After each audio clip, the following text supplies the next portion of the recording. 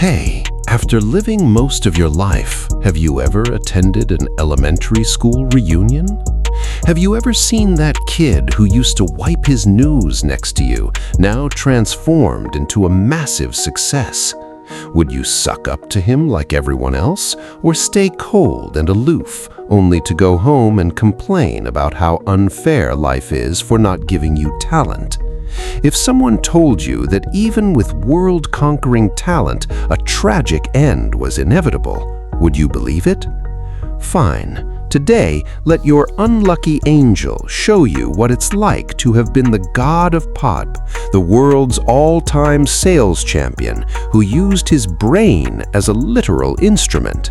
Then compare his life to yours.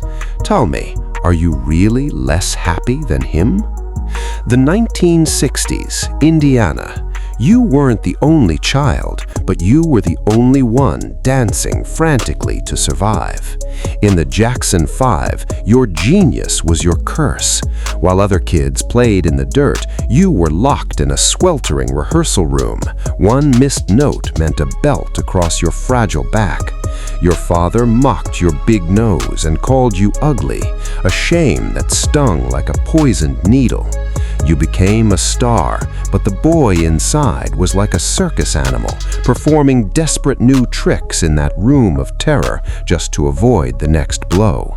Yet this tragic circus childhood miraculously ignited a musical gift unlike any other. While your siblings relied on high notes to grab attention, your music was unique, transcending what seemed humanly possible. Your brain became a laboratory, absorbing every rhythm and experimenting with melodies until they reached perfection. This obsessive pursuit of excellence bought your ticket to the throne, but it cost you a soul that would never truly heal. In 1982, Thriller swept the globe, making you the brightest coordinate on the planet. Few knew that as the god of music, you couldn't even read sheet music. You relied on divine intuition, dictating entire arrangements, harmonies, and rhythms from memory. After finding fame, numerous composers sued you for plagiarism, but in the courtroom, you demonstrated your process of creating complex songs directly from your mind, leaving those professional composers stunned.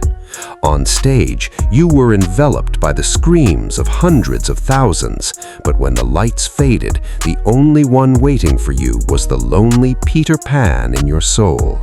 You sowed love, donating $600 million to 39 charities, but the world repaid you with obsessive surveillance.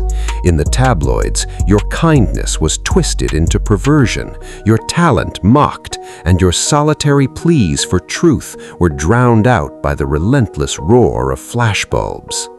In 1984, 30 seconds of fire during a Pepsi commercial burned your scalp and incinerated the peace of your remaining years. To repair the burns, you underwent endless surgeries, compounded by discoid lupus, a disease that prevented wounds from healing. Your nose became a global joke, but no one knew your cartilage was collapsing from within. Every surgery was a brutal war just to maintain a human shape.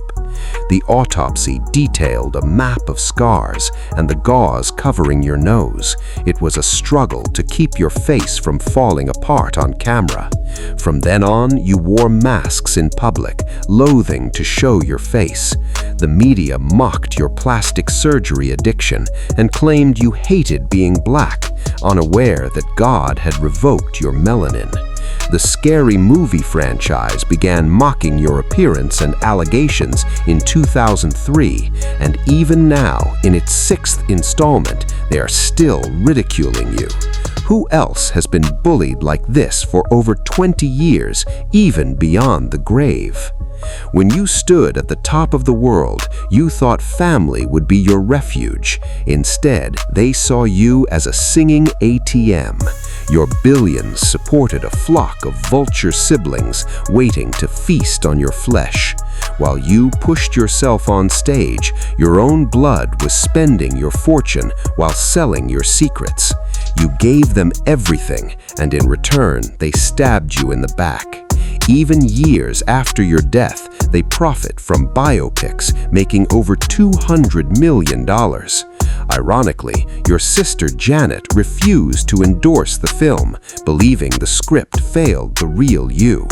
Perhaps if you ever meet Michael in heaven and ask him if he liked his biopic, he might tell you, rather than watching that multi-million-dollar film, he'd suggest watching this video. It's much closer to the truth he always wanted to tell. In 1993, for $20 million, a family fabricated a monstrous lie. The FBI forced you to strip and inspect the vitiligo on your private parts, the ultimate desecration of a king. You grew terrified of sleep, begging for milk, propofol every night. It was your only exit from hell. Yet, while practicing simulated death nightly, you still channeled your resistance against totalitarianism into your music. In 1996, to mock tyranny, you brought a tank onto your stage, recreating the Tank Man stance. You didn't care about the bans. You knew no evil regime could stop the piercing power of your songs. Chronic insomnia and stress withered your body, but your spirit remained a thunderous force. By 2009, you were as gaunt as a scrap of paper. For your children, you signed on for 50 lethal shows until your heart finally gave out. When the autopsy was released, the world fell silent. No illegal drugs, confirmed vitiligo. You were a man ravaged by chronic pain. The truth came too late. For years, people have whispered that you faked your death. They don't understand that for a legend bullied for a lifetime, you would rather truly die than return to that living nightmare. By 2024, you still top the Forbes list, earning $600 million annually, but you likely don't care anymore. Your 3 children have grown up, living the ordinary lives you craved most. If there is a next life, what life would Michael choose? If you were God, would you let him be an ordinary boy in Indiana, napping under a tree with a face that is ordinary but whole, just a guy working a regular job at a supermarket like you? Or would you give him that transcendent gift once more to shake the world again? Like and subscribe. This is your WTF Past Lives. See you next time. Hey, still here? Enjoying the despair of your past life, aren't you? Did that past life make you shout WTF inside? If yes, welcome back. You've regained your memory. Trust me, you are so much happier now.